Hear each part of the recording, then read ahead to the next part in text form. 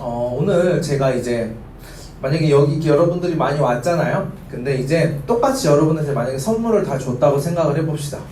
근데 선물을 줬는데 만약에 제가 한 사람한테만 선물을 딱 안 줘버렸어요. 그러면은 이 한 사람 기분이 어떨까요? 기분이 되게 나쁘겠죠? 아니 뭐 이런 교회가 다 있어, 교회가 한 사람을 왕따 시키나? 이제 뭐 이런 생각을 할 수 있을 거예요. 저라면은 만약에 제가 그걸 당했으면 아 진짜 이 교회 안 나와 이럴 수도 있을 것 같은데요. 우리는 그래서 공평하다라는 단어를 알고 있습니다. 여러분, 하나님은 공평하신 하나님인지 차별하신 하나님인지 생각해 본 적이 있어요? 제가 여러분만 할 때 고민했던 것이 있습니다. 하나님은 너를 제일 사랑해 이렇게 얘기를 하잖아요. 이런 얘기 많이 듣잖아요. 그럼 이 말을 듣고 아 하나님이 진짜 나를 제일 사랑하시는구나 하고 완전 감동이었어요. 그랬는데 보니까 옆에 있는 친구도 제일 사랑하시고 그 옆에 있는 친구도 제일 사랑하시고 그런다는 거예요. 다 제일 사랑한대요. 이걸 보면서 뭐지, 저 친구를 제일 사랑하면 그럼 나는 그 다음으로 사랑하는 거 아닌가? 이제 이런 생각을 제가 이제 여러분만 할 때 해보긴 했었는데, 우리가 모두 이제 하나님에 대해서 생각을 해본 것처럼 하나님은 공평하신 하나님이다 라고 우리가 이야기를 합니다. 이제 지난주부터 이제 이스라엘 민족들이 이제 가나안에서 이제 땅을 지파별로 이제 이렇게 나누고 있는 장면이 이제 오늘 말씀에서도 쭉 이어지는데요. 오늘은 이제 레위지파에 대해서 이제 레위지파가 이제 땅을 나누는 장면이 나오는데요. 이제 다른 지파랑 달리 이제 오늘 나오는 레위지파 같은 경우는 상당히 조금 이제 특이한 상황이라는 것입니다. 마치 이렇게 차별하는 것처럼 다른 애들은 땅을 이렇게 주는데 얘네한테는 땅을 주지 않는 거예요. 하나님께서는 레위지파에게만 땅을 나눠주지 말라고 하셔요. 그리고 너네는 네 뭐 일도 하지 마, 이제 이런 식으로 이렇게 얘기를 하셨어요. 당시에 뭐 이스라엘 사람들이 이제 먹고 살려고 하는 뭐 직업이라고 하는 그런 일들이 뭐 지금처럼 뭐 컴퓨터 집에 다 하나씩 있어가지고 막 얘네 가나안에서 막 웹 디자인을 애들이 하고 있었거나, 뭐 가나안 모터스 이런 거 회사 만들어가지고 뭐 공장에서 자동차를 만들었거나, 가나안 생명 뭐 이렇게 회사를 차려서 보험회사를 했거나, 이스라엘 사람들이 그러지는 않았을 거라는 거예요.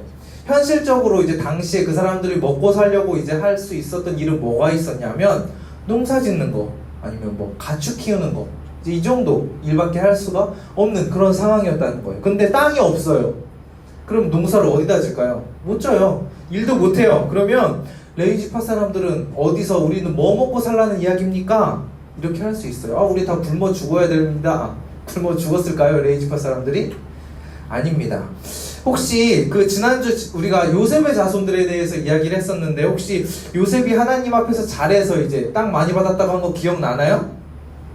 나한테 이런 걸 왜 물어봐라고 역시 물어볼 줄 알았는데, 땅 많이 받았어요. 요셉이 잘해서 땅을 많이 받았어요, 이 사람들은. 근데 자, 그것처럼 이제 요셉이 잘해서 요셉의 그 후손들이 땅을 많이 받았는데, 그럼 이제 레위의 자손들이 지금 이런 처우를 받고 있는데, 그럼 우리가 레위가 어떤 사람이었는지 우리가 잠깐 봤으면 좋겠습니다. 창세기 49장 5절에서 7절 이렇게 말씀을 보면, 제가 중요한 부분에만 노란색으로 해놨는데, 그들은 칼의 폭력의 도구다 라고 이야기를 했어요. 그래서 이스라엘 중에서 흩트겠다 라고 이렇게 이야기를 합니다. 이게 어디 말씀이냐면, 지난주 제가 야곱의 축복에 대해서 이야기를 했었는데, 그 말씀이 그대로 있는 49장이에요. 창세기 49장인데, 야곱이 요셉한테는 너는 당장 너머로 뻗은 나무 이렇게 축복을 해줬어요. 근데 이 시몬이랑 레위한테는 너네는 이제 완전 작살이야 이러면서 저주를 붙고 있는 상황이라는 것입니다. 자, 왜 그런지를 보면, 우리 야곱의 아들이 12명인 거 다 알죠? 네, 다 어디서 들어봤을 거예요. 여기서 12지파 뭐 이렇게 있잖아요. 이렇게 이야기를 많이 하는데, 사실 야곱의 자녀가 12명만 딱 있는 건 아니었어요. 아들만 12명이었고요. 그 외에 또 딸이 있었어요. 디나라는 딸이 있었는데, 이 딸이 이제 세겜이라는 동네에서 가다가 그 동네 사람들한테 강간을 당하는 일이 발생합니다. 그래서 이제 그 오빠들이 엄청 화가 났어요. 아니 감히 내 동생을 건드려? 이렇게 화가 났는데, 특별히 이 시몬이랑 레위가 엄청 화가 나서 미리 이제 치밀한 사전 계획을 통해서 이 결국엔 어떻게 했냐면, 이 세겜에 사는 그 남자들을 한두 명도 아니고 그 전체 다, 모두를 다 죽여버리게 된다는 것입니다. 이걸 보고 나서 우리는 와 진짜 얘 복수 한번 시원하게 잘했다. 우리가 뭐 요즘 영화나 드라마 보면 이런 거 사실 흔한 일이잖아요. 그렇게 생각할지도 모르겠는데, 성경에서는 이 사건을 뭐라고 이야기하냐면 절대로 좋지 않게 보고 있다는 거예요. 잔인하다, 잔인한 행위를 했다 이렇게 이야기를 하고 있고요. 사람들의 피를 잔인하게 이렇게 피 흘리게 한 그 벌로 시므온과 레위는 이렇게 아빠가 이렇게 아들한테 한 얘기예요. 저주를 받게 되었다는 것입니다. 너네 다 흩어져 버릴 거다 이렇게 이야기를 하는데, 자, 시간이 지났죠. 이제 그 얘기를 하고 이제 자손해서 이제 가나안까지 다시 왔어요.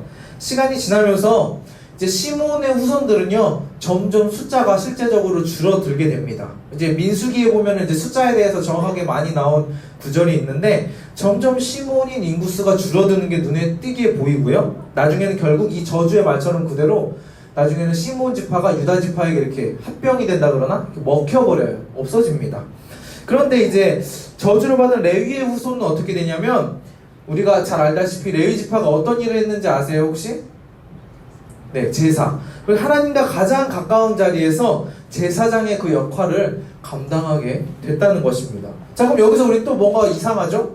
똑같이 사람 죽였어요. 저주 받았어요. 근데 왜 이렇게 결과가 다르냐는 것입니다. 아니 진짜 하나님이 차별하신 하나님입니까? 시므온보다 레위를 더 좋아하셔가지고 레위를 이렇게 귀한 제사장 자리에 세워주신 게 아닙니까? 이렇게 생각할 수 있는데, 이것처럼 우리는 때로 하나님이 이렇게 보여주시는 모습에 이해하지 못하고 납득하지 못하는 경우가 많이 있다는 거예요. 하나님 좀 이건 좀 아니지 않아요? 하나님 이 상황에서 왜 이렇게 하세요? 이게 맞는데 왜 이거라고 하세요? 이렇게 생각할 때가 있다는 것입니다. 그런데 우리는요 눈앞에 보이는 것만 볼 수 있다는 것을 잊어버리고 우리는 이렇게 생각을 한다는 거예요. 자, 우리가 저쪽 지금은 창문이 막혀져 있지만 저쪽을 보면요 구리가 보여요. 구리. 제가 또 설교 항상 구리를 이렇게 많이 얘기하는지 모르겠는데 구리가 보여요. 자, 근데 저쪽에 그렇다고 구리만 있는 건 아니죠. 구리 지나서 망우리 고개 넘으면요 중랑구, 네, 서울도 나오고, 방향을 바꿔서 저쪽으로 가면 이제 강변북로 나오고 잠실도 나오고 하는데, 우리 눈에 여기서 딱 보면은 구리만 보인다고 해서 저쪽에 구리만 있는 게 아니라는 거예요. 이렇게 이야기하면 또 또 전도사님 당연한 이야기 하시네 또 이제 이렇게 생각할 수 있지만, 이것을 이제 우리 삶에서 하나님이 우리가 보이지 않는 것을 저기 시선 넘어서, 우리 눈에는 보이지 않지만 잠실도 있고 저기 서울도 있는 것처럼 지금 네가 보는 일 너머에 네가 보지 못하는 내가 준비한 것이 있다 라고 하는 그 하나님의 말씀에 우리가 이걸 절대 보지 못하는 경우가 많이 있다는 거. 하나님 어디에 안 보여요, 이건 아니에요 하나님, 이렇게 반응하는 경우가 있다는 거예요. 우리가 이 말씀만 보면 하나님이 왜 이렇게 하셨는지 이해가 안 될 거예요. 당연합니다. 근데 레위와 시므온의 그 결과가 달라진 이유가 있습니다. 이제 출애굽하고 가나안으로 오는 과정에 또 하나의 에피소드가 있었는데요. 출애굽기 32장 26절 넘겨주세요. 네, 이거 보면 한번 읽어보겠습니다. 시작. 이에 모세가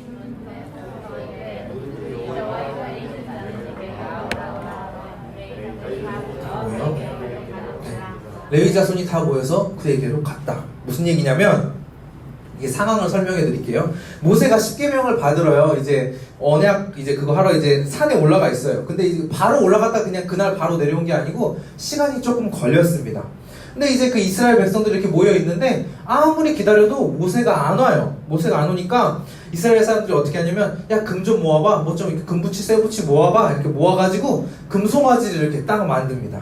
그래가지고 와 이제 이게 우리 신이다 이러면서 막 축제하면서 찬양하고 노래 부르고 춤추고 막 난리가 난 거예요.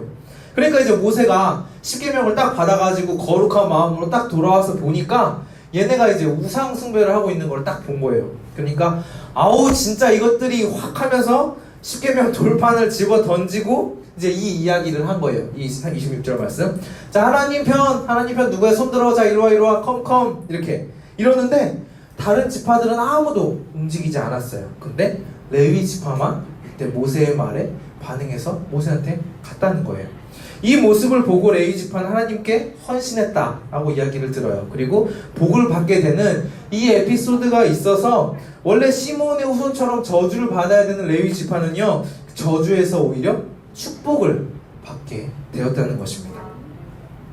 마찬가지입니다. 우리도 예수님을 믿지 않으면 우리는 저주 가운데서, 죄 가운데서밖에 살아갈 수 없어요. 근데 우리가 예수님의 그 부르심에, 하나님의 그 부르심에 우리가 응답했을 때 우리는 그 저주의 자리에서 축복의 자리로 올 수 있는 그 길이 된다는 거예요. 자, 그런데 다시 본문에서 돌아와서 보면, 자, 지금 땅 이제 나누고 있었잖아요. 땅 나누고 있는 레위 지파는 땅도 못 받아요. 아무것도 못 받았어요. 그러면 뭔가 되게 축복 못 받은 것 같잖아요. 아, 하나님 여기 축복 다시 준다면서요. 왜 줬다 뺏어요? 아니면 하나님 아직도 옛날 일에서 꽁해가지고 이거밖에 안 주시는 건가요? 또 이렇게 우리는 생각을 할 수 있을 거예요. 근데 오늘 또 41절을 우리 한번 봅시다. 읽어볼게요. 시작. 레위 사람들이 이스라엘 자손의 기업 중에서 받은 성읍은 모두 48성이요 또 그 목소리들이라. 네. 48개의 성읍을 받았대요. 아니 레위 지파 땅 못 받았다면서요. 48개 받았구만. 이제 또 이렇게 이야기를 하겠죠? 근데 이게 레위 지파가 따로 땅을 이만큼 덜어서 받은 게 아니라 각 받은 지파가 각 자기 땅에서 조금씩 이렇게 덜어서 줬다는 거예요. 자, 이게 특이한 점이 있는데 이제 오늘 본문 앞에 제가 읽진 않았는데 21장 전체를 가지고 지금 제가 말씀을 전하고 있는데 21장 27절, 32절, 38절을 보면 제가 노란색으로 해놨죠? 도피성이라는 단어가 반복적으로 등장을 합니다. 자, 레위 지파가 받은 땅 중에 도피성이 속해 있다는 거예요. 48개 받은 것 중에 6개의 땅이 이제 도피성이 있었는데요. 자, 그럼 이제 팩트를 한번 정리를 해보겠습니다. 레위 지파는 땅을 이만큼 이렇게 뭉텅이로 받은 게 아니에요. 다른 지파에서 조금씩 이렇게 나눠서 받았습니다. 그러니까 땅이 한 곳에 있는 게 아니라 막 이렇게 흩어져 있었겠죠? 이제 레위 지파는 여기 조금 살고 여기 조금 살고 이렇게 흩어져 있었을 거예요. 그리고 이제 땅에 도피성이 포함되어 있었다라고 이렇게 정리를 해볼 수 있을 거예요. 자, 그러면 도피성은 뭐 하는 데일까요, 여러분? 도피성. 네, 뭐 피하는데 여러분 혹시 뭐 사랑의 도피 들어봤어요? 네, 뭐 우리 결혼 못해요. 아, 결혼 무효야 이러고 안녕 이러면서 떠나는 거. 이제 흔히 이렇게 우리가 얘기하는 사랑의 도피 이런 건데 말 그대로 이렇게 피하는 거 맞아요. 요즘은요, 만약에 누가 살인을 했어요. 살인을 했다고 하면 바로 복수다. 이 자식이 감히 우리 가족을 죽여 하고 같이 죽였어. 이러면 그 복수한 사람도 감옥에 갑니다. 이게 복수를 해야 되는 게 아니고 법에 따라서 절차를 따라서 지나서 이제 그 법에 향한 그 이제 벌을 받게 되는 게 이제 법이 있는데, 요새도 우리 예전에 여러분이 태어나기 전에 있었던 무슨 화성 연쇄 살인범을 잡아내 이런 뉴스 본 적 있죠? 엄청나게 많은 사람을 진짜 나쁘게 죽였어요. 이 사람 진짜 나쁜 사람입니다. 근데 바로 죽이면 안 된다는 거예요. 지금 감옥에 있다고 하는데 어쨌든 이 도피성도 마찬가지예요. 그렇게 범죄자들이 내가 죄를 지었다고 해서 바로 복수당하지 않도록 그 도피성에 이렇게 들어가 있으면 법의 절차를 거치지 않은 상태에서 함부로 죽일 수 없는, 어떻게 보면 피난처? 이렇게 숨을 곳? 뭐 이런 식으로 우리가 이해를 할 수 있을 거예요. 자, 근데 이렇게 살인을 한다고 하더라도 어쩔 때는 살인을 했는데 뭔가 애매할 때가 있어요. 아니면 뭐 이게 고의적으로 죽였느냐, 아니면 우발적으로 죽였느냐, 이제 이런 것들을 따라서 법적인 처벌을 내려서 이렇게 판결을 내려 처벌을 하는데, 이제 이것을 위한 그 도피성이 이제 이 레위 지파한테 지금 맡겨졌다라고 이야기를 하는 것입니다. 자, 아까 레위 지파는 제가 땅을 조금씩 나눠서 받았다고 했잖아요. 그렇기 때문에 레위 지파는요, 뭉쳐가지고 뭔가 우리끼리 으쌰으쌰해서 파이팅하자 이런 거를 할 수가 없어요. 다 흩어져 있다는 거예요. 뭉치면 힘을 모아가지고 뭔가 자기 세력을 만들어서 뭔가 자기들이 하고 싶은 일을 할 수 있었을 텐데, 레위 지파는 각자 다 흩어져서 있었다는 것입니다. 근데 흩어져서 그 사람들은 자기의 사역을 감당해야 되는데, 그 사역이 뭐였냐면 바로 인간과 하나님과의 그 연결다리가 되는 그 제사, 그리고 이 인간과 인간 사이의 그 중간에 중재자 역할을 하는 이 도피성, 이제 이런 역할, 오늘로 따지면 뭐 검사나 변호사, 뭐 판사, 이런 역할을 이 레위 지파들이 감당을 했다는 거예요. 이제 즉 정리를 하자면 레위 지파는요, 각자의 땅에 흩어져요. 각 다른 지파의 땅에 조금씩 흩어져서 사람과 사람과의 관계에서 내가 뭐 살인당하거나 억울한 사람의 누명을 이렇게 누명 쓴 사람들을 돌보아주고, 이런 피스메이커, 평화를 지키는 사람의 역할을 감당하는, 그리고 또 하나님과 이스라엘 간의 그 죄로 단절된 그 관계를 회개의 제사, 감사의 제사, 이런 걸 통해서 화목하게 하는 이런 피스메이커, 오늘 말씀 제목이죠? 이것과 같은 역할을 레위 지파 사람들이 감당하게 되었다는 것입니다.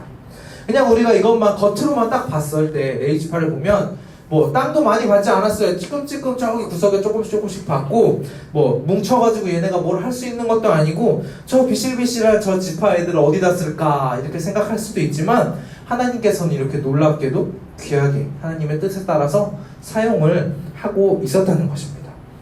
아까 레위와 시몬의 그 아버지 야곱의 축복, 아니 저주였죠. 저주. 너네 다 흩어지리라. 바로 이게 말씀의 성취였다는 거예요. 하나님께서는요, 한 입으로 두 말 하시는 분이 아닙니다. 신실하신 분, 믿을 만한 분이신데요, 시몬의 후손이 끝까지 자기 성품대로 살았어요. 그냥 내 맘대로 살다가 별거 없이 그냥 다 흩어져서 사라져 버립니다. 근데 레위 후손은 아까 그 모세 그 10계명 그 중요한 순간에 하나님 앞에 나아가기로, 흩어지기에는 흩어지는데 흩어짐으로써 오히려 복을 받고 쓰임 받아가지고 각자의 자리에서 자기의 그 피스메이커의 사역을 레위 지파는 감당하게 되었다는 것입니다. 자, 여러분들 혹시 다 알아요? 뭔지? 저는 사실 저 밑에 포청천 세대인데, 네, 요새는 뭐 이제 코난도 있고 여기 엉덩이 탐정 요새 되게 핫하대요. 네. 그런데 이제 이 왼쪽에 이제 저기 범인 사진 말고 여기 세 개 캐릭터의 이 공통점이 뭐냐면요, 진짜 억울한 사람의 뭐 누명을 풀어주고요, 진짜 범인을 찾는 것을 도와주는데 그 기준이 뭐냐면 법 혹은 정의, 진실, 이제 이런 거에 있다는 것입니다. 이것처럼 레위 지파는요, 하나님의 법, 세상법이 아니라 하나님의 법이 율법을 기준으로 이스라엘의 폭청천, 이스라엘의 코난, 이스라엘의 엉덩이 탐정, 이렇게 그 역할을 레위 지파가 감당하게 되었다는 거예요. 자, 그러면 이제 우리는 어떤가요? 여러분들 학교 다니는 말씀의 코난, 나는 평화의 코난이다 이러면서 여러분들 살아가고 있나요? 아니면은 네? 자, 역할을 잘 감당하고 있느냐 제가 물어봤죠. 아니면 혹시 여기 밑에 자 얼굴 눈, 코, 입만 보이는 범인이나 악당의 편에 우리가 혹시 속해 있는지 아는지 우리가 한번 돌아봤으면 좋겠습니다. 제가 여러분만 할 때는요, 요즘에도 있는지는 모르겠어요. 막 일진 이런 게 막 되게 유행이었어요. 그래가지고 걔들은요 어쩌냐면 항상 몰려다니면서 이렇게 가오 잡고 막 어리숙한 애들 돈 뺏고 학교 뒤에서 막 담배 피고 이런 애들이 이렇게 일진이라고 불렸어요.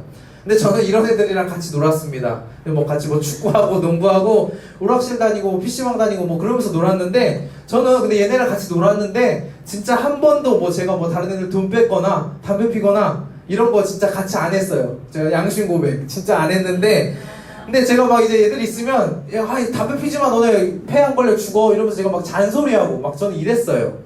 그래서 저는 당연히 얘네랑 같이 놀지만 얘네랑은 다르다라고 생각을 하고 있었어요. 근데 이제 졸업하고 몇 년 지나서 스승의 날 때 제가 선생님을 만나서 어떻게 선생님을 우연히 만났어요. 근데 만났는데 선생님이 말씀하시는 그 선생님의 기억에는 저도 그냥 얘네랑 다 똑같은 애들로서 기억을 하고 있었다는 거예요. 그래서 좀 충격을 먹었던 그런 기억이 있었는데, 우리가 또 이럴 수가 있습니다. 하나님, 저는 죄 안 지었어요. 하나님 다 이 정도는 하잖아요. 하나님 이 정도는 괜찮잖아요.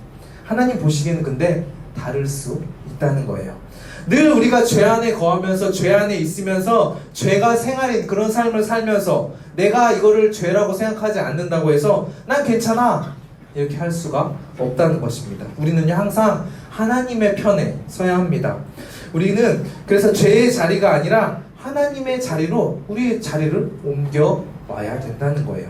하나님의 말씀을 기준으로 살아야 한다는 것입니다. 이것도 아니고 저것도 아니고 뭐 양념반 프라이드 반도 아니고 상황에 따라 우리가 하나님과 그 죄 사이에서 이렇게 저울질하면서 이때는 그냥 죄 따라가고 교회 왔으니까 하나님 따라 사는 척하고 이렇게 살아가는 것은 하나님이 기뻐하시지 않는다는 것입니다.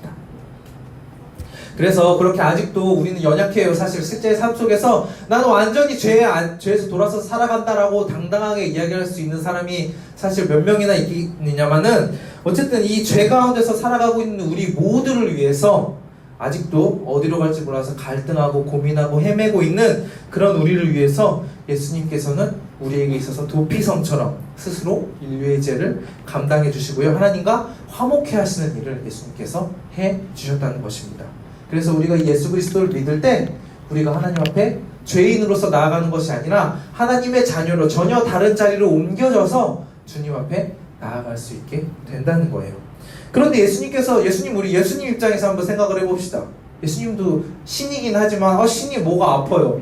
신인데 뭐 그 정도 고난 그냥 뭐 해다 치면 되잖아요. 뭐 이렇게 생각할 수 있는데, 예수님께서는 인간의 몸으로 이 땅에 오셨어요. 그렇기 때문에 인간의 그 몸으로 이 고난당하고 이게 그냥 쉬운 일이 아니었다는 것입니다.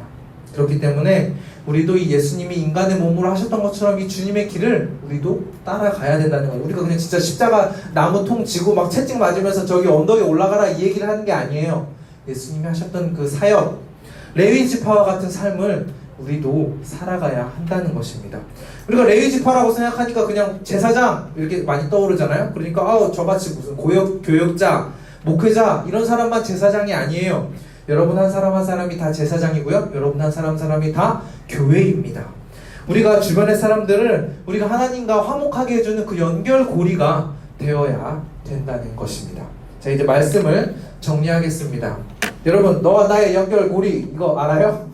네, 우리가 하나님과 우리 가족과의 그 연결고리로서, 하나님과 우리 친구들과의 그 연결고리로서 살아가는데, 이게 연결고리가 나 교회 다녀봤는데 별거 없더라 이러면 안 되겠죠? 당연히. 그렇기 때문에 우리가 먼저 하나님을 만나봐야 돼요. 우리가 하나님을 알지 못하면 연결고리가 돼도 시원찮은 연결고리가 될 수밖에 없습니다. 우리가 하나님을 먼저 만나봐야 되고, 우리가 먼저 하나님의 그 은혜를 누려야 됩니다. 그래야 진짜 제대로 된 하나님의 그 사랑과 평화를 전하는 연결고리가 될 수 있다는 것입니다. 오늘 설교 제목이 피스메이커였어요. 우리가 세상 속에서, 집에서, 학교에서 그냥 나 하고 싶은 대로 살고 하나님과 상관없이, 아니면 오히려 하나님을 무시하는 삶을 살아가면 이것은 피스메이커가 아니라 트러블메이커가 될 것입니다. 우리 모두가 하나님 앞에서 이 피스메이커로 정말 하나님의 그 은혜를 우리가 친구들에게 우리를 통해서 전달하는 그런 삶을 살아가시는 저 여러분 되시길 소원합니다. 아멘. 네, 우리 이 시간 함께 찬양하고 기도했으면 좋겠는데요. 저는 정말 간절하게 여러분들이 사람을 살리는 사람들이 되기를 소원합니다. 그래서 소방관이나 구급대원이 되라 이런 것을 이야기하는 게 아니라요, 정말 죄에 빠져 죽어가는 우리 주변 사람들, 정말 하나님을 모르고 살아가는데 그냥 다른 것만 바라고 살아가는 주변에 많이 있을 거예요. 근데 이런 사람들에게 우리가 구원의 길을 제시할 수 있는 사람들이 되었으면 좋겠다는 거예요. 근데 이게 교회 가자 그냥 이런 1차원적인 거 말고, 우리의 삶에서 진짜 우리가 그리스도인으로서의 삶을 산다면 하나님의 기쁨으로 드려지는 삶을 감당함으로써 우리를 죽기까지 사랑하시는 그 구원의 예수님이 우리를 보시고 너네 정말 잘했구나, 잘했다 충성된 종아 이렇게 칭찬하시는 것, 그 가운데 하나님이 부어주시는 그 은혜로 우리가 살아가는 것, 우리가 이것을 바라보고 살아가기를 소원합니다. 우리